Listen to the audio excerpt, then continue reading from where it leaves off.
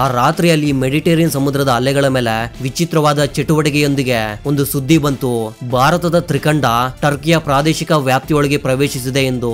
ಇದು ಸಾಮಾನ್ಯ ಘಟನೆ ಆಗಿರಲಿಲ್ಲ, ಬದಲಿಗೆ ಅಹಂಕಾರದ ಆಡಳಿತದ ಬುನಾದಿಯನ್ನೇ ಅಲುಗಾಡಿಸಿದ ಕ್ರಮವಾಗಿತ್ತು.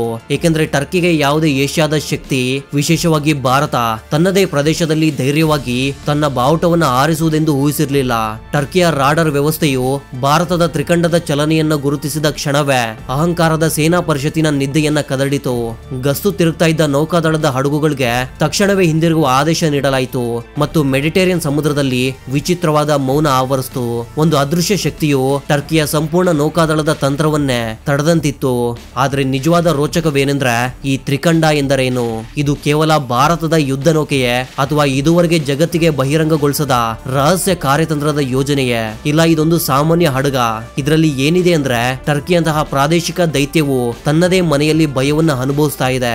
ಅಂತಾರಾಷ್ಟ್ರೀಯ ವಿಶ್ಲೇಷಕರು ತ್ರಿಕಂಡವು ಭಾರತದ ಹೊಸ ಕಾರ್ಯತಂತ್ರದ ಚಿಂತನೆಯ ಸಂಕೇತವೆಂದು ಹೇಳ್ತಾರೆ. ಇದು ಈಗ ಹಿಂದೂ ಮಹಾಸಾಗರದಿಂದ ಮೆಡಿಟೇರಿಯನ್ ಸಮುದ್ರದವರೆಗೆ ತನ್ನ ವ್ಯಾಪ್ತಿಯನ್ನು ವಿಸ್ತರಿಸ್ತಾ ಇದೆ. ಟರ್ಕಿಗೆ ಭಯವೇನೆಂದ್ರೆ ಭಾರತವು ಗ್ರೀಸ್, ಸೈಪ್ರಸ್ ಅಥವಾ ಇಸ್ರೇಲ್ನೊಂದಿಗೆ ಒಡಗೂಡಿ ಮೆಡಿಟೇರಿಯನ್ ಸಮುದ್ರದಲ್ಲಿ ಹೊಸ ಶಕ್ತಿಯ ಸಮತೋಲನವನ್ನು ಸೃಷ್ಟಿ ಮಾಡಬಹುದು ಎಂಬುದು. ಏಕೆಂದ್ರೆ ಟರ್ಕಿಯ ಸಂಪೂರ್ಣ ವಿದೇಶಾಂಗ ನೀತಿಯು ಮೆಡಿಟೇರಿಯನ್ ಸಮುದ್ರದ ಮೇಲಿನ ಅದರ ಹಿಡಿತದ ಮೇಲೆ ನಿಂತಿದೆ. ಇದೇ ಕಾರಣಕ್ಕೆ ಟರ್ಕಿಯು ರೇಡಿಯೋ ಚಾನೆಲ್ಗಳ ಮೂಲಕ ಭಾರತೀಯ ಹಡಗುಗಳಿಗೆ ಹಿಂದಿರುಗಿ ಎಂದು ಮನವಿ ಮಾಡುತ್ತಲೇ ಇದೆ. ಆದ್ರೆ ಭಾರತದ ತ್ರಿಕಂಡವು ರಹಸ್ಯಮಯ ಸಂದೇಶವನ್ನ ನೀಡುತ್ತಾ ಮುಂದುವರಿತಾ ಇದೆ. ಅದರ ಚಲನೆಗಳು ನಿಧಾನವಾಗಿದ್ದವು, ಆದ್ರೆ ಅದರ ಉಪಸ್ಥಿತಿಯೇ ಟರ್ಕಿಯ ಅಸ್ವಸ್ಥತೆಗೆ ಕಾರಣವಾಯಿತು. ಇಲ್ಲಿಂದಲೇ ರೋಚಕತೆ ಗಾಢವಾಗುತ್ತದೆ. ಏಕೆಂದ್ರೆ ತ್ರಿಕಂಡವು ಕೇವಲ ಒಂದು ನೌಕಾದಳದ ಹಡಗಲ್ಲ, ಬದಲಿಗೆ ಒಂದು ಚಲಿಸುವ ಗುಪ್ತಚರ ಪ್ರಯೋಗವೆಂದು ಹೇಳಲಾಗುತ್ತೆ. ಇದರಲ್ಲಿ ಭಾರತವು ಅತ್ಯಾಧುನಿಕ ಡ್ರೋನ್ಗಳು, ಸೈಬರ್ ಯುದ್ಧ ವ್ಯವಸ್ಥೆ ಮತ್ತು ಕ್ಷಿಪಣಿ ರಕ್ಷಣಾ ಮಾಡೆಲ್ಗಳನ್ನ ಅಳವಡಿಸಿದೆ. ಅಂದರೆ ಇದು ಒಂದು ತೇಲುವ ಕೋಟೆಯಾಗಿದ್ದು ಶತ್ರುವಿನ ಜಲಂತರ್ಗಾಮಿಗಳನ್ನು ಎದುರಿಸದೆ ನಿಷ್ಕ್ರಿಯಗೊಳಿಸಬಹುದು. ಈಗ ಪ್ರಶ್ನೆ ಎದುರಾಗುತ್ತೆ, ಭಾರತವು ಇಷ್ಟು ದೂರದ ಮೆಡಿಟೇರಿಯನ್ ಸಮುದ್ರಕ್ಕೆ ಈ ಕ್ರಮವನ್ನ ಏಕೆ ತೆಗೆದುಕೊಂಡಿದೆ? ಇದರ ಹಿಂದೆ ಟರ್ಕಿಯ ಆಕ್ರಮಣಕಾರಿ ನೀತಿ ಇದೆ. ಇದು ಕಾಶ್ಮೀರ ವಿಷಯದಲ್ಲಿ ಪಾಕಿಸ್ತಾನದ ಪರವಾಗಿ ನಿಂತು ಭಾರತದ ವಿರುದ್ಧ ಸಂಯುಕ್ತ ರಾಷ್ಟ್ರಗಳಿಂದ ಇಸ್ಲಾಮಿಕ್ ಸಹಕಾರ ಸಂಘಟನೆಗಳವರೆಗೆ ವೇದಿಕೆಯನ್ನ ರಚಿಸಿತು. ಭಾರತವು ಈ ಕೂಟನೀತಿಯ ಒತ್ತಡವನ್ನ ದೀರ್ಘಕಾಲದಿಂದ ಭಾವಿಸ್ತಾ ಇತ್ತು ಮತ್ತು ಈಗ ಅದು ಟರ್ಕಿಯ ತವರಿನಲ್ಲಿಯೇ ಆಘಾತವನ್ನ ನೀಡಿದೆ. ನೀವು ನಮ್ಮ ವಿರುದ್ಧ ಸಾವಿರಾರು ಕಿಲೋಮೀಟರ್ ದೂರದಿಂದ ಧ್ವನಿಯನ್ನ ಎತ್ತಿದ್ರೆ ನಾವು ನಿಮ್ಮ ಮೆಡಿಟೇರಿಯನ್ ಸಮುದ್ರದವರೆಗೆ ತಲುಪಿ ನಮ್ಮ ಶಕ್ತಿಯನ್ನ ಪ್ರದರ್ಶಿಸುತ್ತೇವೆ ಎಂಬ ದೊಡ್ಡ ಸಂದೇಶವನ್ನ ಸ್ಪಷ್ಟವಾಗಿ ನೀಡಿದೆ. ಈ ಘಟನೆಯಲ್ಲಿ ರೋಚಕವಾದ ಅಂಶವೇನೆಂದ್ರೆ ಟರ್ಕಿಯ ಸೇನೆಯು ಭಾರತದ ತ್ರಿಕಂಡವನ್ನ ಸುತ್ತುವರಿಯಲು ಯಾವುದೇ ಪ್ರಯತ್ನ ಮಾಡಿಲ್ಲ. ಏಕೆಂದ್ರೆ ಒಂದು ಸಣ್ಣ ಘರ್ಷಣೆಯು ಸಂಪೂರ್ಣ ನಾಟೋ ಒಕ್ಕೂಟವನ್ನ ಸಂಕಷ್ಟಕ್ಕೆ ದೂಡಬಹುದೆಂದು ಅವರಿಗೆ ತಿಳಿದಿತ್ತು. ಇಲ್ಲಿ ರೋಚಕತೆ ತಾರಕಕ್ಕೇರಿದೆ.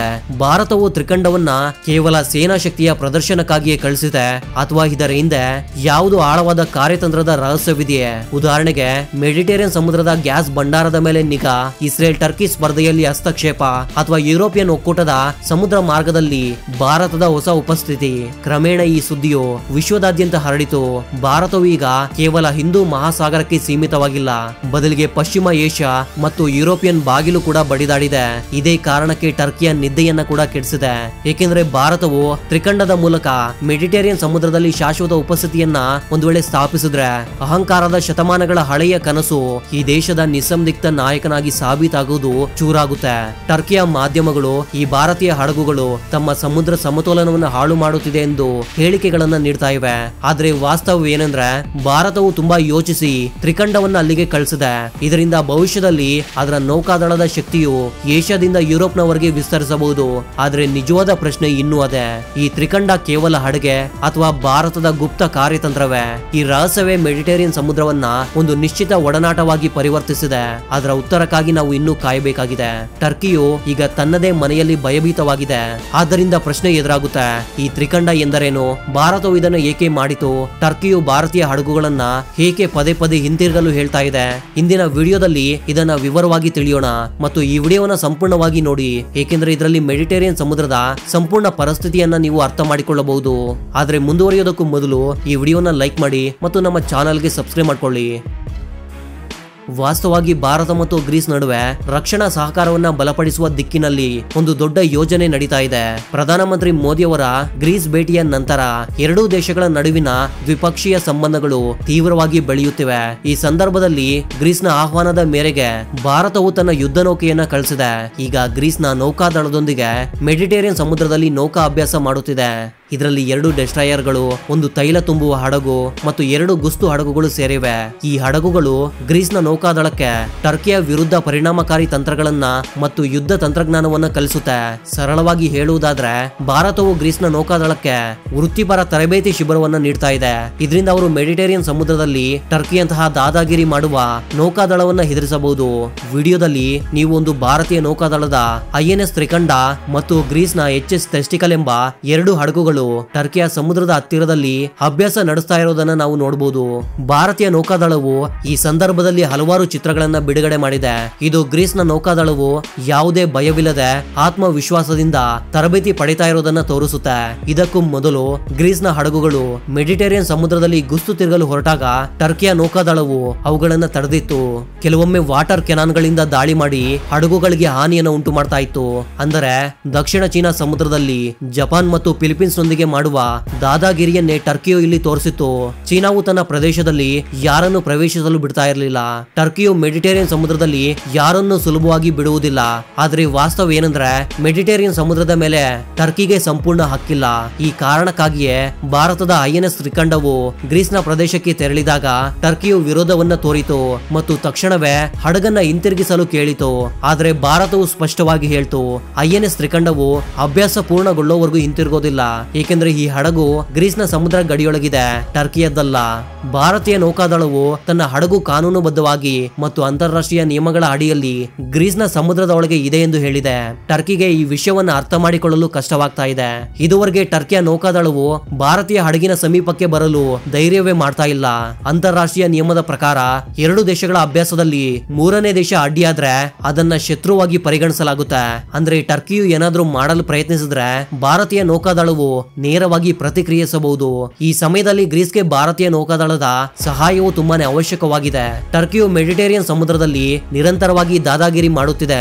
ಭಾರತ ಮತ್ತು ಗ್ರೀಸ್ ಒಟ್ಟಿಗೆ ತಂತ್ರವನ್ನು ರೂಪಿಸಿದ್ರೆ ಟರ್ಕಿಯು ಇನ್ನೂ ಹೆಚ್ಚಿನ ಶಕ್ತಿಯನ್ನು ತೋರಿಸಬಹುದಾಗಿತ್ತು. ಇದು ಫಿಲಿಪೀನ್ಸ್ ನಲ್ಲಿ ನಡೆದ ಪರಿಸ್ಥಿತಿಯನ್ನೇ ಹೋಲುತ್ತೆ. ಚೀನಾವು ದಕ್ಷಿಣ ಚೀನಾ ಸಮುದ್ರದಲ್ಲಿ ತನ್ನ ಶಕ್ತಿಯನ್ನು ತೋರಿಸ್ತಾ ಇದ್ದಾಗ ಅಮೆರಿಕ ಮತ್ತು ಜಪಾನ್ ಒಟ್ಟಿಗೆ ಅಲ್ಲಿನ ಸೇನೆಗೆ ಬೆಂಬಲ ನೀಡಿದ್ವು. ಈಗ ಅದೇ ತಂತ್ರವನ್ನ ಗ್ರೀಸ್ ಮತ್ತು ಭಾರತವು ಅನುಸರಿಸ್ತಾ ಇದೆ. ಟರ್ಕಿಯು ಭಾರತೀಯ ಹಡಗುಗಳನ್ನ ಏಕೆ ಪದೇ ಪದೇ ಹಿಂತಿರುಗಲು ಹೇಳ್ತಾ ಇದೆ? ಕಾರಣ ಸ್ಪಷ್ಟ. ಟರ್ಕಿಗೆ ಭಯವಾಗಿದೆ. ಮೆಡಿಟೇರಿಯನ್ ಸಮುದ್ರದ ಅಲೆಗಳ ಮೇಲೆ ಒತ್ತಡದ ಗಾಳಿಯು ಇದ್ದಾಗ ಇಡೀ ಜಗತ್ತಿನ ಗಮನವು ಆ ದಿಕ್ಕಿನತ್ತ ಸೆಳೆಯಲ್ಪಡುತ್ತದೆ. ಈಗ ಗ್ರೀಸ್ ಮತ್ತು ಟರ್ಕಿಯ ನಡುವಿನ ಹಳೆಯ ದ್ವೇಷವು ಹೊಸ ತಿರುವನ್ನ ಪಡೆದಿದೆ. ಆದರೆ ಕತೆ ಇಲ್ಲಿಗೆ ಕೊನೆಗೊಳ್ಳುವುದಿಲ್ಲ. ಏಕೆಂದ್ರೆ ಈ ಭೂ ರಾಜಕೀಯ ಆಟದಲ್ಲಿ ಭಾರತದ ನೌಕಾದಳವು ಈಗ ತೆಗೆದುಕೊಂಡಿದೆ ಮತ್ತು ಇದು ಟರ್ಕಿಯನ್ನ ಒಳಗೊಳಗೆ ಕಾಡ್ತಾ ಇದೆ. ಗ್ರೀಸ್ ಇತಿಹಾಸದಲ್ಲಿ ಟರ್ಕಿಯೊಂದಿಗೆ ಹಲವಾರು ಯುದ್ಧಗಳು, ವಿವಾದಗಳು ಮತ್ತು ಸಮುದ್ರ ಗಡಿ ಘರ್ಷಣೆಗಳನ್ನ ಎದುರಿಸಿದೆ. ಆದ್ರೆ ಈಗ ಅದು ಒಂಟಿಯಾಗಿಲ್ಲ. ಏಕೆಂದ್ರೆ ಹಿಂದೂ ಮಹಾಸಾಗರದಿಂದ ಎದ್ದು ಬಂದ ಭಾರತೀಯ ನೌಕಾದಳವು ಅದರ ಬೆನ್ನಿಗೆ ಕೈ ಇಟ್ಟು ನಿಂತಿದೆ. ಇದು ದಕ್ಷಿಣ ಚೀನಾ ಸಮುದ್ರದಲ್ಲಿ ಕಂಡಂತಹ ಚಿತ್ರವನ್ನೇ ರೂಪಿಸ್ತಾ ಇದೆ. ಚೀನಾವು ತನ್ನ ನೌಕಾದಳದ ಶಕ್ತಿಯನ್ನ ಪ್ರದರ್ಶಿಸಿದಾಗ ಅಮೆರಿಕ ಮತ್ತು ಜಪಾನ್ ಫಿಲಿಪೈನ್ಸ್ಗೆ ಬೆಂಬಲ ನೀಡಿದ್ವು. ಇದೇ ತಂತ್ರದ ಪ್ರತಿಬಿಂಬವು ಈಗ ಗ್ರೀಸ್ ಮತ್ತು ಭಾರತದ ನಡುವೆ ಕಾಣ್ತಾ ಇದೆ. ಟರ್ಕಿ ಏಕೆ ಇಷ್ಟೊಂದು ತೊಂದರೆಗೊಳಗಾಗ್ತಿದೆ? ಏಕೆ ಭಾರತೀಯ ಹಡಗುಗಳಿಗೆ ಪದೇ ಪದೇ ಹಿಂತಿರುಗಲು ಎಚ್ಚರಿಕೆಯನ್ನ ಕೂಡ ನೀಡ್ತಾ ಇದೆ?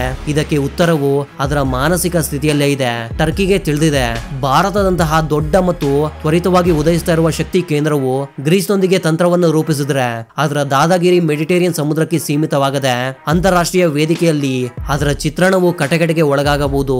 ಟರ್ಕಿಯ ಅಧ್ಯಕ್ಷ ಎರ್ಡೋಗಾನ್ ಈ ಪ್ರದೇಶವನ್ನ ತಮ್ಮ ಪ್ರಭಾವದಲ್ಲಿ ಇರಿಸಿಕೊಳ್ಳಲು ಇಲ್ಲಿನ ಇಂಧನ ಸಂಪನ್ಮೂಲಗಳು ಮತ್ತು ಸಮುದ್ರ ಮಾರ್ಗಗಳ ಮೇಲೆ ತಮ್ಮ ಆಧಿಪತ್ಯವನ್ನ ಸ್ಥಾಪಿಸಲು ನಿರಂತರವಾಗಿ ಪ್ರಯತ್ನಿಸ್ತಾ ಇದ್ದಾರೆ. ಆದ್ರೆ ಭಾರತೀಯ ನೌಕಾದಳವು ಗ್ರೀಸ್ನ ಬಂದರುಗಳಲ್ಲಿ ಮತ್ತು ಸಮುದ್ರ ಅಭ್ಯಾಸಗಳಲ್ಲಿ ಭಾಗವಹಿಸಲು ಆರಂಭಿಸಿದಾಗ ಅಹಂಕಾರದ ರಾಜಕೀಯ ಕಾರಿಡಾರ್ಗಳಲ್ಲಿ ಅಸ್ವಸ್ಥತೆ ಹೆಚ್ಚಾಯಿತು. ಕೂಟನೀತಿಯ ಸಂದೇಶದಲ್ಲಿ ಕಟುತ್ವ ಬಂದಿತು ಮತ್ತು ಮಾಧ್ಯಮ ವೇದಿಕೆಗಳಲ್ಲಿ ಹೇಳಿಕೆಗಳು ಜೋರಾಯಿತು. ಭಾರತವು ತನ್ನ ಪ್ರಾದೇಶಿಕ ವ್ಯಾಪ್ತಿಯಿಂದ ಹೊರಗೆ ಹೋಗಿ ಯುರೋಪಿನ ರಾಜಕೀಯದಲ್ಲಿ ಏಕೆ ಮಧ್ಯ ಪ್ರವೇಶಿಸ್ತಾ ಇದೆ? ಟರ್ಕಿಯ ಭಯವೇನೆಂದ್ರೆ ಭಾರತ ಮತ್ತು ಗ್ರೀಸ್ನ ಒಡನಾಟವು ದಶಕಗಳಿಂದ ತಾವು ತಮ್ಮ ಪಕ್ಷಕ್ಕೆ ಒಲಿಸಲು ಪ್ರಯತ್ನಿಸ್ತಾ ಇದ್ದ ಅಂತಾರಾಷ್ಟ್ರೀಯ ಸಮತೋಲನವನ್ನ ಭಾರತ ಬದಲಾಯಿಸಬಹುದು. ಈ ಭಯವು ಎಷ್ಟೊಂದು ಆಳವಾಗಿದೆ ಎಂದರೆ ಟರ್ಕಿಯು ಭಾರತೀಯ ಹಡಗುಗಳಿಗೆ ಹಿಂತಿರುಗುವಂತೆ ಪದೇ ಪದೇ ಕೇಳಿಕೊಳ್ಳಲು ಒತ್ತಾಯಿಸುತ್ತಿದೆ. ಆದ್ರೆ ಇಲ್ಲಿ ರೋಚಕತೆ ಇನ್ನಷ್ಟು ಗಾಢವಾಗ್ತಾ ಇದೆ, ಏಕೆಂದ್ರೆ ಭಾರತವು ಇದುವರೆಗೆ ಯಾವುದೇ ನೇರ ಹಿಂದಿರುಗುವ ಸಂಕೇತವನ್ನ ನೀಡಿಲ್ಲ. ಜೊತೆಗೆ ಗ್ರೀಸ್ನೊಂದಿಗಿನ ತನ್ನ ಬೆಳೆಯುತ್ತಿರುವ ಸಾಂಗತ್ಯವನ್ನ ತಡೆಯುವ ಯಾವುದೇ ತಯಾರಿಯನ್ನ ತೋರಿಲ್ಲ. ಭಾರತದ ತಂತ್ರವು ಸ್ಪಷ್ಟವಾಗಿದೆ. ಅಮೆರಿಕವು ಫಿಲಿಪೀನ್ಸ್ಗೆ ಬೆಂಬಲ ನೀಡಿ ಚೀನಾದ ಸಮುದ್ರ ಆಂಕ್ಷೆಗಳನ್ನ ಸೀಮಿತಗೊಳಿಸಿದಂತೆ ಭಾರತವು ಗ್ರೀಸ್ಗೆ ಬೆಂಬಲ ನೀಡಿ ಟರ್ಕಿಯ ಆಕ್ರಮಣಕಾರಿತನಕ್ಕೆ ಸವಾಲು ಹಾಕುತ್ತಿದೆ ಮತ್ತು ಹಿಂದೂ ಮಹಾಸಾಗರದಿಂದ ಮೆಡಿಟೇರಿಯನ್ ಸಮುದ್ರದವರೆಗೆ ತನ್ನ ತಲುಪು ಮತ್ತು ಭೂಮಿಕೆಯು ಈಗ ಕೇವಲ ಆರ್ಥಿಕ ಅಥವಾ ಸಾಂಸ್ಕೃತಿಕವಲ್ಲ, ಬದಲಿಗೆ ಕಾರ್ಯತಂತ್ರದ ಮತ್ತು ಸೇನಾ ಕ್ಷೇತ್ರದಲ್ಲಿ ಇದೆ ಎಂಬ ಸಂದೇಶವನ್ನ ಇದು ನೀಡುತ್ತೆ. ಈ ಘಟನಾ ಕ್ರಮದಲ್ಲಿ ಜಗತ್ತಿನ ದೊಡ್ಡ ಶಕ್ತಿಗಳು ಕೂಡ ಮೌನವಾಗಿಲ್ಲ. ಅಮೆರಿಕ ಮತ್ತು ಯುರೋಪಿಯನ್ ಒಕ್ಕೂಟವು ಈಗಾಗಲೇ ಗ್ರೀಸ್ ಪಕ್ಷದಲ್ಲಿ ನಿಂತಿವೆ. ರಷ್ಯಾದ ಗಮನವು ಟರ್ಕಿಯ ಮೇಲಿದೆ ಮತ್ತು ಚೀನಾವು ಮೆಡಿಟೇರಿಯನ್ ಸಮುದ್ರದಲ್ಲಿ ತನ್ನ ಆರ್ಥಿಕ ಉಪಸ್ಥಿತಿಯನ್ನ ವಿಸ್ತರಿಸ್ತಾ ಇರುವುದು ಈ ಎಲ್ಲವನ್ನ ನೋಡಿಕೊಂಡು ಹೊಸ ಸಮೀಕರಣಗಳನ್ನ ರಚಿಸಲು ಪ್ರಯತ್ನಿಸ್ತಾ ಇದೆ. ಭಾರತೀಯ ನೌಕಾದಳ ಮೆಡಿಟೇರಿಯನ್ ಸಮುದ್ರದಲ್ಲಿ ಉಪಸ್ಥಿತಿಯು ಕೇವಲ ಸೇನಾ ಉಪಸ್ಥಿತಿಯಲ್ಲ, ಬದಲಿಗೆ ಜಾಗತಿಕ ರಾಜಕೀಯದಲ್ಲಿ ಒಂದು ಸೂಚನೆಯಾಗಿದೆ. ಭಾರತವು ಈಗ ಕೇವಲ ಏಷ್ಯಾದ ಪಾಲಕನಲ್ಲ, ಬದಲಿಗೆ ಯುರೋಪಿನ ಭದ್ರತಾ ರಚನೆಯಲ್ಲೂ ಪ್ರಮುಖ ಆಟಗಾರನಾಗಲು ಸಿದ್ಧವಾಗಿದೆ.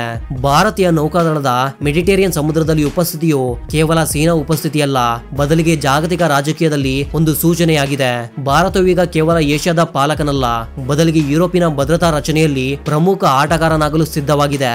ಇದ್ರ ಬಗ್ಗೆ ನಿಮ್ಮ ಅಭಿಪ್ರಾಯವನ್ನ ಕಾಮೆಂಟ್ ಬಾಕ್ಸ್ ಅಲ್ಲಿ ತಿಳಿಸಿ ಮತ್ತು ಚಾನಲ್ಗೆ ಸಬ್ಸ್ಕ್ರೈಬ್ ಮಾಡಲು ಮಾತ್ರ ಮರಿಬೇಡಿ. ಇದೇ ರೀತಿಯ ಮತ್ತೊಂದು ಆಸಕ್ತಿಕರ ವಿಡಿಯೋದ ಜೊತೆಗೆ ಮತ್ತೆ ಸಿಗೋಣ. ಅಲ್ಲಿವರೆಗೂ ಜೈ ಹಿಂದ್, ಜೈ ಕರ್ನಾಟಕ.